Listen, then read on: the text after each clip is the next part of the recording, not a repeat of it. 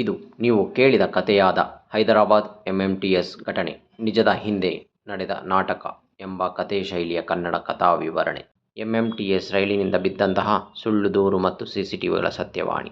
Hyderabad mini ರೈಲು ಎಂಬ ಖ್ಯಾತಿಯ ಎಂಎಂಟಿಎಸ್ ಟ್ರೈನ್ನಲ್ಲಿ ಒಂದು ರಾತ್ರಿ ಶಾಂತಿಯ ಸಡಲತೆಗೆ ಕಾರಣವಾಯಿತು.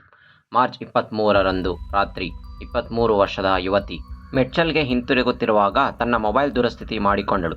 ಸಿಕಿಂದ್ರಾಬಾದ್ ನಿಲ್ದಾಣದಲ್ಲಿ ಎಂಎಂಟಿಎಸ್ ರೈಲಿಗೆ ಹತ್ತಿದಳು. ಮಹಿಳಾ ಕೋಚಿನಲ್ಲಿ ಒಬ್ಬಳೇ ಪ್ರಯಾಣಿಸುತ್ತಿದ್ದ ಈಕೆ ಅಲ್ವಾಲ್ ಬಳಿ ಬಿದ್ದು ಗಾಯಗೊಂಡು ನಿಗೂಢ ಸ್ಥಿತಿಯಲ್ಲಿ ಕೊಂಡಾಪಳ್ಳಿ ಹತ್ತಿರ ಕಾಣಿಸಿಕೊಂಡಳು.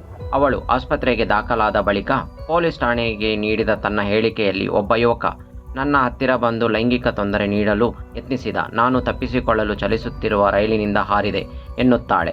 ಈ ಮಾತು ಎಲ್ಲ ಕಡೆ ಭಾರೀ ಚರ್ಚೆಗೆ ಕಾರಣವಾಯಿತು. ಮಹಿಳಾ ಸಂಘಟನೆಗಳು ಆಕ್ರೋಶ ವ್ಯಕ್ತಪಡಿಸಿತು.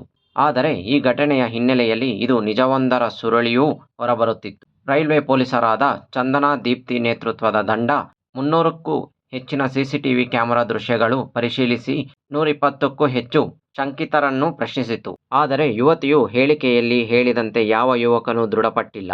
ಸಿಸಿಟಿವಿಗಳಲ್ಲಿ ಆಕೆ ಕೋಚಿನಲ್ಲಿ ಒಬ್ಬಳೇ ಇದ್ದದ್ದು ಸ್ಪಷ್ಟವಾಗಿ ದೃಶ್ಯಮಾನವಾಗುತ್ತದೆ. ಇದರಂತೆ ಪೊಲೀಸರು ವಿಚಾರಣೆ ನಡೆಸಿದಾಗ ಯುವತಿ ಒಪ್ಪಿಕೊಂಡಳು. ನಾನು ರೀಲ್ಸ್ ತೆಗೆದುಕೊಳ್ಳುತ್ತಿದ್ದಾಗ ಏಕಾಏಕಿ ಕಾಲು ಜಾರಿ ರೈಲಿನಿಂದ ಬಿದ್ದೆ. ಆದರೆ ಹೆದರಿಕೆಯಿಂದ ಮತ್ತು ಸಾರ್ವಜನಿಕ ಬೆಂಬಲಕ್ಕಾಗಿ ನಾನು ಸುಳ್ಳು ಕತೆ ಹೇಳಿದೆ.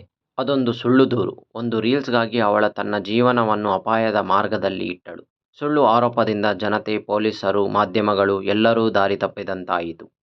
ಈ ಘಟನೆಯಿಂದ ಸಿಕ್ಕ ಪಾಠವೇನೆಂದರೆ, ಸುಳ್ಳು ದೂರುಗಳು ನಿಜವಾದ ಬೆದರಿಕೆಗೆ ಒಳಗಾಗಿರುವ ಮಹಿಳೆಯರ ಮೇಲೆ ಅವಿಶ್ವಾಸ ಹುಟ್ಟಿಸಬಹುದು. ಪೊಲೀಸರ ಶ್ರಮ ಹಾಗೂ ಸಾರ್ವಜನಿಕರ ಭಾವನೆಗಳು ದುರ್ಬಳಕೆಯೂ ಆಗಬಹುದು. ಡಿಜಿಟಲ್ ಲೋಕದ ವೇಗದ ನಡುವೆ ನೈತಿಕತೆ, ಜವಾಬ್ದಾರಿ ಮತ್ತು ನಿಜತ್ವ ಮರೆಯಬಾರದು. ಹೆಚ್ಚಿನ ಪಾಠ ಕಲಿಯಬೇಕಾದ ಈ ಘಟನೆಯು ನಿಜ ಹೇಳುವುದಕ್ಕಿಂತ ಬಲವಾದ ಸಾಧನೆ ಇನ್ನೊಂದಿಲ್ಲ ಎಂಬುದನ್ನು ನೆನಪಿಗೆ ತರುತ್ತದೆ.